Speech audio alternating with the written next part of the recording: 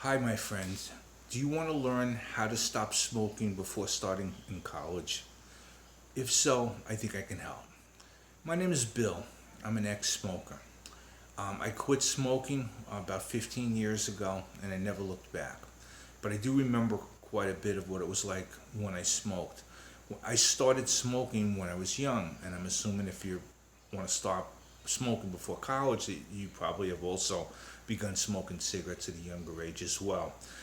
I remember when I was in high school, it was actually the second day of 11th grade for me. And I had smoked for several years. I carried cigarettes for several years. And I actually, this is how things have changed. When I went to school, there was actually a designated student smoking area, which was an area located behind the cafeteria, kind of away from, interestingly enough, away from where the public would see or parents might see, or that you could drive by on the road. It was kind of an out of the way spot, but again, right behind the cafeteria. But if you were a student and you wanted to smoke cigarettes, you had a designated area to smoke in, not anywhere else on campus. So I made the mistake. I was walking to class and I came around the end of the building and I lit a cigarette up. And I was in the front of the building, not in the designated area. And I looked up, and sure enough, there was the assistant principal, who quickly got me and brought me to his office and wrote my name down and called my parents. And that's actually how my parents, who were also both cigarette smokers, that's actually how they found out that I smoked. And they didn't force me to stop smoking. They said that they didn't want me to do things behind their back. So if I chose to smoke, then I should smoke in front of them, and I did. And again, I did for quite a few years after that. But the thing is, this is I remember that I felt shamed at the time. I remember feeling how much I let my parents down. About half my friends smoked cigarettes, and it was much more common when I was younger, but about half didn't.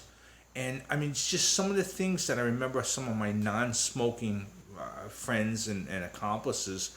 I remember some of them, their comments and one. And like when you're a smoker and you're around a non smoker, it's like for them, they're sitting there with an ashtray.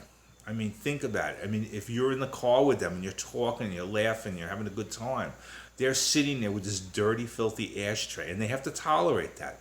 You, as a smoker, aren't tolerating much of anything because you don't really taste much and you don't smell much, but they're sitting there and just basically being polite. So they're really kind of going out of their way to stay friends with you.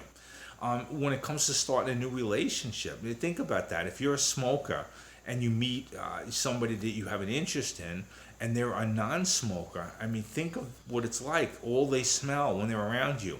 Your clothing smells like smoke.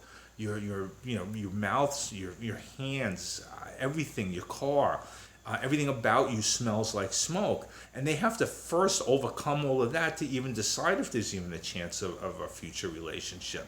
I mean, my wife didn't smoke and was never a smoker. And I don't know how she put up with me, but that was a long time ago, and thank God it worked out that way. But she had to offset or overlook all of that in order to begin a relationship with me that's lasted to this day, thank God. But anyway, enough about me. The point is this: if you're about to start college and you're going to make new friends and start new experiences and maybe new relationships, and you're going to make new connections, I would think that it would be a great time for you to decide to quit smoking. If you start fresh as a non-smoker, I think you'll open up more doors more quickly. And especially these days where smoking is frowned upon, it'll be much easier for you to go and not be worried in class about urges of smoke. You can stay inside on a cold day or a rainy day and not have to stand 100 feet away from the front door to puff your cigarettes. So I think quitting smoking would probably be in your best interest.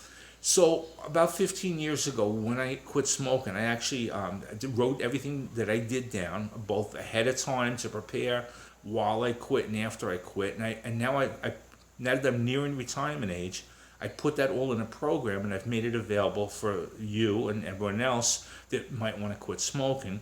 And I think it's fairly reasonably priced. It will cost you less than less than a carton of cigarettes in many areas of the country.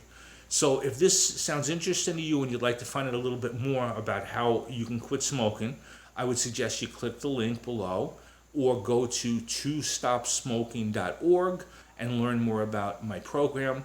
Like I tell people, I know it works. I bet my life on it. I'll see you as a non-smoker.